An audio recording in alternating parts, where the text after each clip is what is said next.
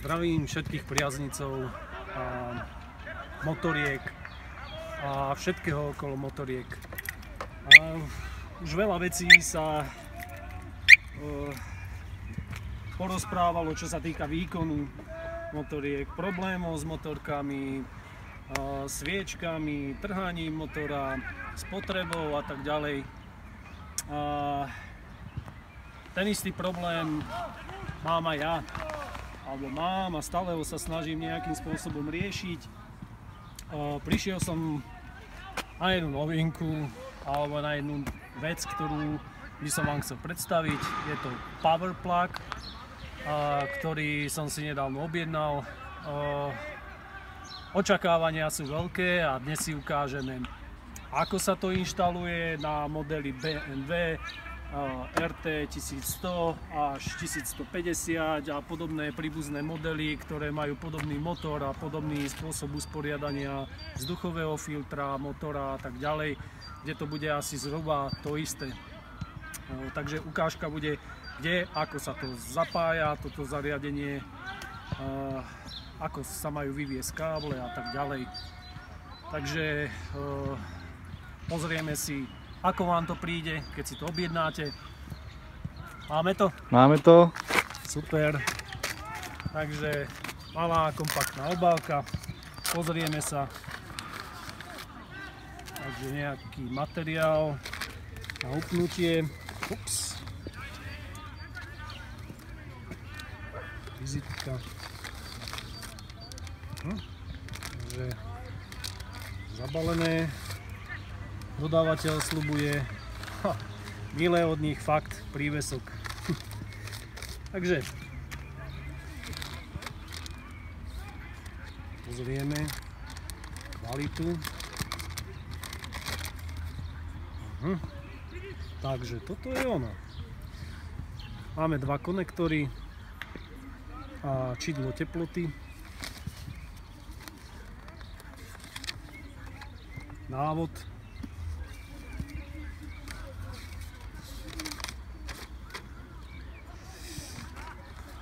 Kde nám sľubujú rýchlejšiu akceleráciu, hladšiu reakciu plynu, odstránenie trhania motora, čo je hádam problém väčšiny novších motoriek, ktoré majú vstrekovanie i vstrekovanie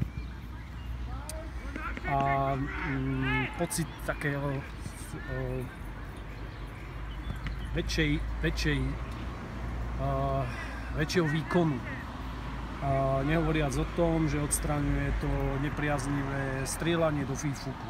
Toľko sľubuje dodávateľ tejto značky.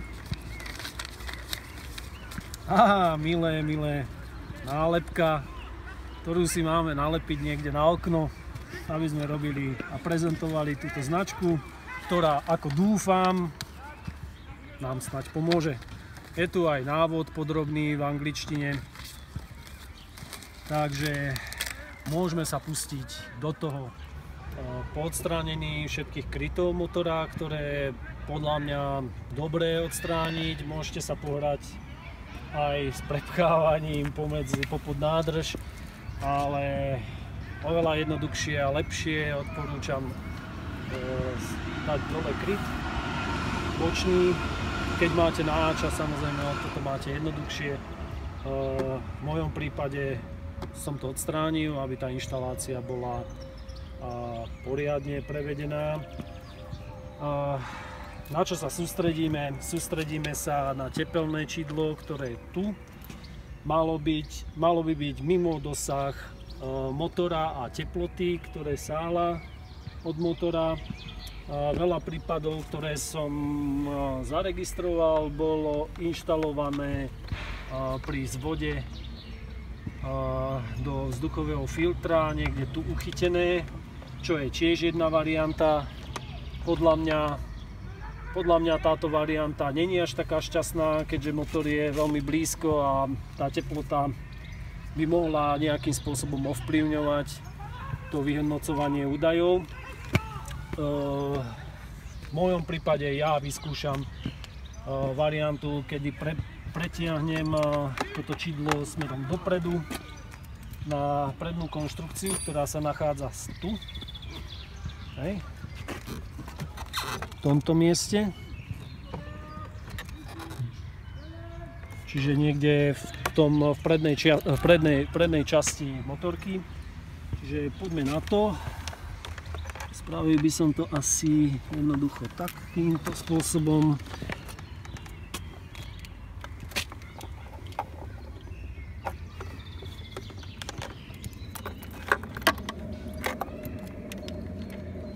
Všetko je to individuálne, v zásade inštalácia booster plugu je veľmi jednoduchá, zaberie to individuálne času.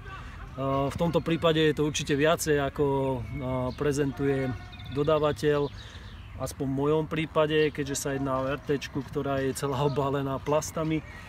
To bude viac ako 10 minút, v iných prípadoch to môže byť kratší čas. Odporúča sa použiť sťahovacie pásky,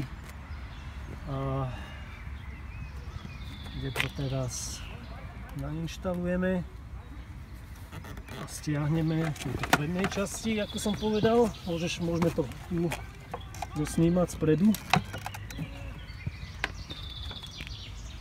Čiže je to tu. A ukotvím to alebo upevním to touto páskou v tejto prednej časti. Si myslím, že to bude najoptimálnejšie a nebude to mať nejaký vplyv až tak teplota motora.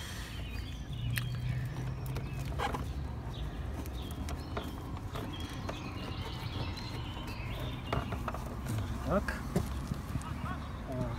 V tejto časti, čiže si pomôžem asi páskou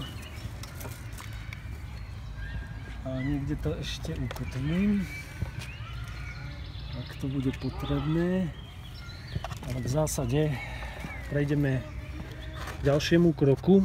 Tu je vzduchový filter, box vzduchového filtra. Snímeme konektor, ktorý prichádza do vzduchového filtra.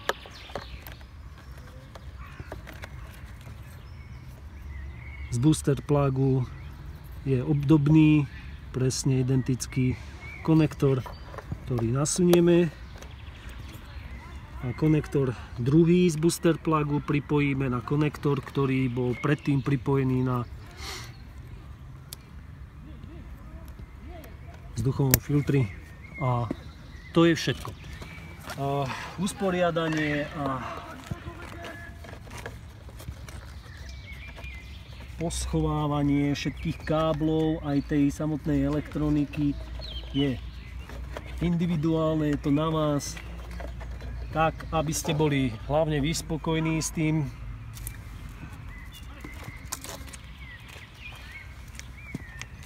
A aby to nemalo vplyv na treba sedadlo, ktoré by mohlo nejakým spôsobom brániť alebo poškodiť toto zariadenie.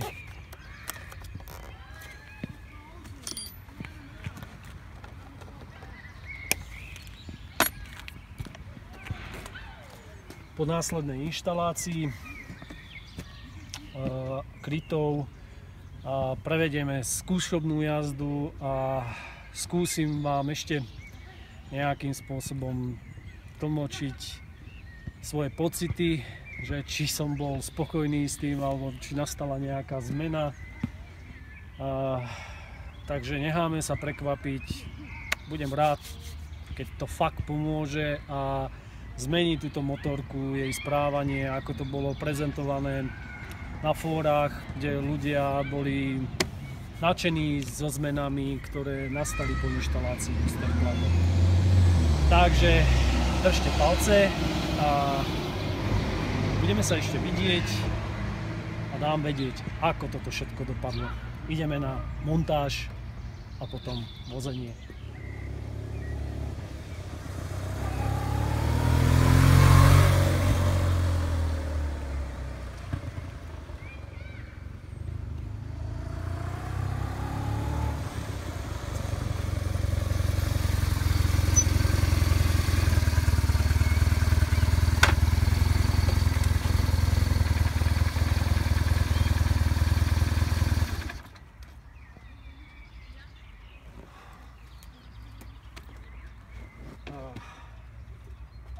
Ako vyjadriť to, ako to funguje všetko? Jedným slovom, je to veľký rozdiel. Motor nešklbe, plynulosť jazdy je úplne neuveriteľná, hlavne pri manevrovaní s motorkou do zátačky, kedy idete v nízkych otáčkach okolo 2000 do 2000, kedy potrebujete fakt ako využiť úplne ten plyn, aby priebeh klopenia a zatáčania bol plynulý, tak v tom cítiť veľký rozdiel. Zvýšila sa, myslím si, dosť markantne, v percentách to neviem povedať, ale o dosť, čo sa týka zrýchlenie, sila motorky, ako keby zmenila úplne celé vlastnosti jazdy, aj fungovania toho motora je úplne niečo iné. Sú to veľké rozdiely.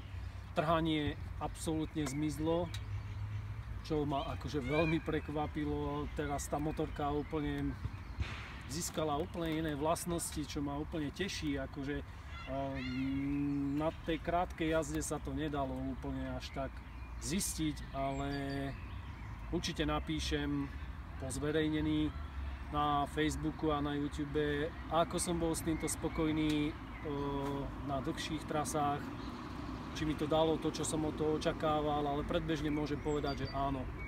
Spokojnosť je a ďakujem dodávateľovi a výrobcovi na booster plugu, že takéto niečo vymysleli a vyrobili a neostáva si len užívať tejto jazdy. Takže milí motorkári, ďakujem za pozornosť, sledujte, lajkujte, v prípade, že ak budete mať nejaké otázky, čo sa týka booster plugu, kľudne cez YouTube alebo cez Facebook, tí, čo ma poznáte, mi môžete napísať, rád vám odpoviem na všetky otázky, takže zatiaľ ďakujem za pozornosť a sledujte ma aj na budúce.